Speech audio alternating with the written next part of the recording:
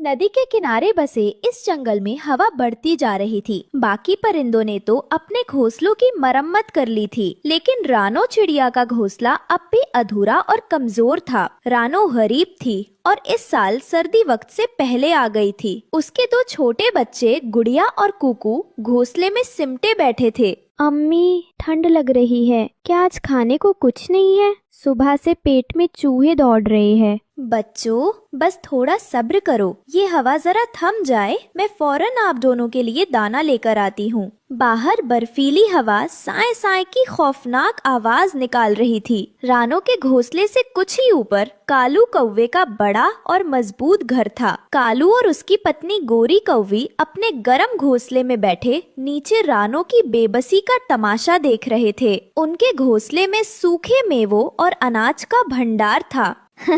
अरे सुनिए जी, जरा नीचे तो देखिए, वो रानो कलमुही फिर अपने बच्चों को परों में दबाए बैठी है। लगता है इस सर्दी में तीनों ही जमकर मर जाएंगे। मैंने तो पहले ही कहा था, अक्ल चाहिए घर बनाने के लिए। ये चिड़ियाँ होती ही बेवकूफ हैं। अरे घोंसला नदी के इतने करीब और इतनी कमजोर टहनी पर बनाया है कि एक तेज झोंका भी बर्दाश्त नहीं कर पाएगा। रानो ने कालू और गोरी की बातें सुन ली। उसकी आंखों से आंसू बह निकले। कुछ देर बाद रानो के पुराने दोस्त हरिया तोता, हरियाली, बंटी कबूतर रानो का हाल जानने आए। वे सभी मौसम के बिगड़ते मिजाज से परेशान थे। रानो बहन, आप ठीक तो हैं? हमने सुना है आज रात बर्फानी तूफान आने वाला है। आपका घोंसला बहुत कमजोर लग रहा है। हाँ रानो भाभी, ये जगह महफूज नहीं है। नदी का पानी भी जमने लगा है और हवा सीधी आपके घोंसले से टकरा रही है। मैं क्या करूं बंटी भाई, जब से इनकी अब्बू गुजरे हैं मैं अकेली पड़ गई हूँ। दिन भर मेहनत करके भी इतना नहीं जुटा पाती कि इन बच्चों का पेट भर सकूं। घोंसले की मरम्मत के लिए तिनके जमा करने का वक्त ही नहीं मिला। रानो बहन, हिम्मत रखिए। ये लो बच्चे, ये थोड़े दाने खा लो। हम बस आपको आगाह करने आए थे। हो सके तो बच्चों को लेकर किसी सुरक्षित खोखल में चली जाइए। रानो ने उनका शुक्रिया अदा किया। गुड़िया और कुकू ने जल्दी जल्दी दाने खाए। रात होते ही मौसम ने अपना रूप बदल लिया, जिसे ठंड का कहर कहते हैं। अम्मी, मुझे सांस नहीं आ रही। मेरे पंजे सुन्न हो गए हैं। नहीं मेरे बच्चों, हिम्मत रखो, मैं हूँ नंबर। मैं तुम्हें कुछ नहीं होने दूंगी। मैं अपने परों से तुम्हें ढक लेती हूँ। उसका पूरा जिस्म अकड़ रहा था, लेकिन वो अपने बच्चों को बचाने के लिए सब कुछ सहने को तैयार थी।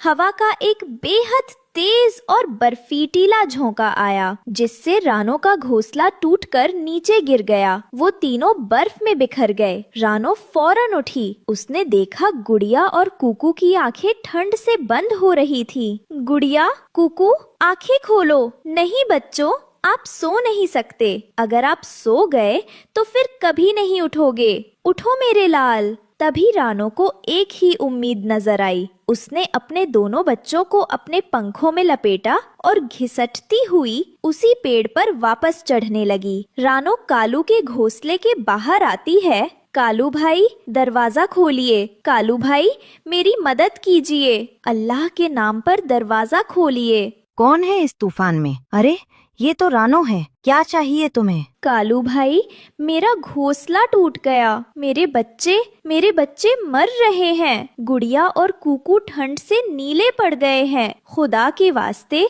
बस आज रात के लिए अपने घोंसले के एक कोने में थोड़ी सी जगह दे दीजिए। मैं सुबह होते ही चली जाऊंगी। बस मेरे बच्चों को बचा लीजिए। दफा हो जाओ यहाँ से, हमारे पास फालतू जगह नहीं है तुम जैसी भिखारियों के लिए। और तुम्हारे इन गंदे बीमार बच्चों से हमारे बच्चों को भी बीमारी लग जाएगी। गोरी बहन, ऐसा जुल्म मत करो, ये भी तो बच्चे हैं। मैं इन्हें जमीन पर लिटा दूंगी। आपके बिस्तर को हाथ भी नहीं लगाऊंगी। निकल जाओ, हमें अपनी जान प्यारी है। तुम्हारे चक्कर में हम अपने बच्चों को खतरे में नहीं डाल सकते। कालू ने रानो को जोर से धक्का दिया। रानो बेचारी कमजोर लड़खड़ाकर वापस बर्फ में जा गिरी। रानो हिम्मत नहीं हारी। उसने सोचा हरिया भाई और बंटी भाई जरूर मदद करेंगे। वो अपने बच्चों को लेकर हरिया तोते के घोंसले की तरफ बढ़ी। हरिया और बंटी के घोंसले भी तूफान से आधे उजड़ चुके थे। रानो बहन,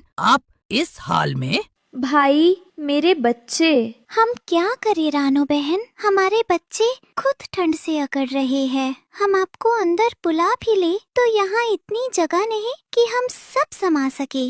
हमारे बच्चे भी मर जाएंगे। रानो अब हिम्मत हार चुकी थी। मुझे माफ कर दो मेरे बच्चों, तुम्हारी अम्मी तुम्हें नहीं बचा सकी। तुम्हारी अम्मी बहुत कमजोर है। तभी तूफान के शोर के बीच उसे एक और खौफनाक आवाज सुनाई दी। एक काला साया मंडरा रहा था। वो जंगल की सबसे खूंखार शिकारी चील थी। वो तूफान में शिकार की तलाश में निकली थी और उसकी गिद्ध जैसी नजरें रानो और उसके बेसुध बच्चों पर पड़ चुकी थी। वाह, किस्मत हो तो ऐसी। इस जानलेवा तूफान में 3-3 शिकार, वो भी एक साथ। आज तो दावत हो जाएगी। रानो जानती थी कि वो इस चील का मुकाबला नहीं कर सकती। जैसे ही चील ने अपने नुकीले पंजों के साथ झपट्टा मारा, रानो अपनी सारी ताकत बटोरकर हवा में उछली। खबरदार, मेरे बच्चों को हाथ भी लगाया तो। रानो ने अपनी पूरी ताकत से चील की एक आंख पर चोंच मार दी। मेरी आँख! तेरी ये मजाल, छोटी सी चिड़िया, तूने बहुत बुरा किया। अब तू देख, मैं तुझे और तेरे बच्चों को कच्चा चबा जाऊंगी। मैं अभी वापस आती हूँ। चील घने बादलों में गायब हो गई। रानो हांफती हुई नीचे गिरी। उसने पागलों की तरह बर्फ में कोई महफूज जगह ढूंढनी शुरू की। तभी उसकी नजर पास ही गिरे एक सूखे खोखले तने पर पड़ी। उसका सुराख बहुत छोटा था। कुकू, गुड़िया, बस थोड़ी हिम्मत और हम बच जाएंगे। रानो उस खोखले तने तक पहुंची। उसने कुकू को उठाया और उस सुराख के अंदर धकेल दिया। दोनों बच्चे उस तने के अंदर महफूज हो गए थे। अम्मी, आप भी अंदर आ जाइए। रानो ने अंदर जाने की कोशिश की, लेकिन सुराख छोटा था। मेरी जान, मैं यही बाहर ठीक हूँ। मैं दरवाजे पर पहरा दे रही हूँ ताकि कोई जंगली जानवर अंदर ना आ सके। आप दोनों सो जाओ। रानो का जिस्म बर्फ से अकड़ रहा था।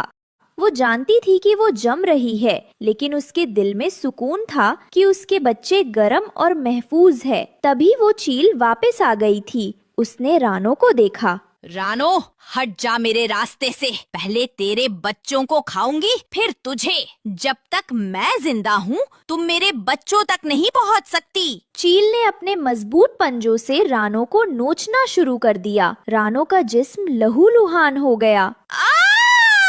रानो तड़प रही थी, लेकिन उसने सुराख को नहीं छोड़ा। चील गुस्से में पागल हो गई। उसने अपना आखिरी जानलेवा वार किया। रानो की चीख उस बर्फीले तूफान में दबकर रह गई। वो मर चुकी थी, लेकिन मरते हुए भी उसके जिस्म ने उसके बच्चों की जान बचा ली थी। फिर चील हार मानकर जख्मी वहाँ से चली गई। सुबह तूफान थम चुका था। हरिया तोता, हरियाली तोती, बंटी और बबली रानो को ढूंढने निकले। रानो भाभी, आप कहाँ हैं? हाय अल्लाह, इस तूफान में वो बेचारी कहाँ गई होगी? तभी हरिया तोते की नजर उस खोखले तने पर पड़ी। नहीं नहीं, रानो बहन। ये मंजर देखकर सबका दिल दहल गया। बंटी ने जब रानो के बेजान शरीर को हटाया तो अंदर से 2 मासूम आवाजें आई।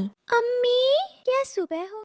गुड़िया और कुकू, जो अपनी माँ के जिस्म की गर्मी और उस खोखल के सहारे जिंदा बच गए थे, बाहर निकले। उन्होंने देखा कि उनकी माँ बर्फ में खामोश पड़ी है।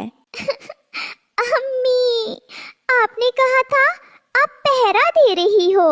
उठो अम्मी, हमें छोड़कर मत जाओ। पूरा जंगल उन 2 यतीम बच्चों की चीखों से गूंज उठा। कालू और गोरी ने भी अपने घोंसले से ये मंजर देखा और शर्मिंदगी से उनकी आंखें झुक गई। हरिया और बंटी ने बच्चों को संभाला, लेकिन वो जानते थे कि दुनिया की कोई चीज उस माँ की कमी पूरी नहीं कर सकती, जिसने अपने बच्चों को जिंदगी देने के लिए अपनी जान कुर्बान कर दी।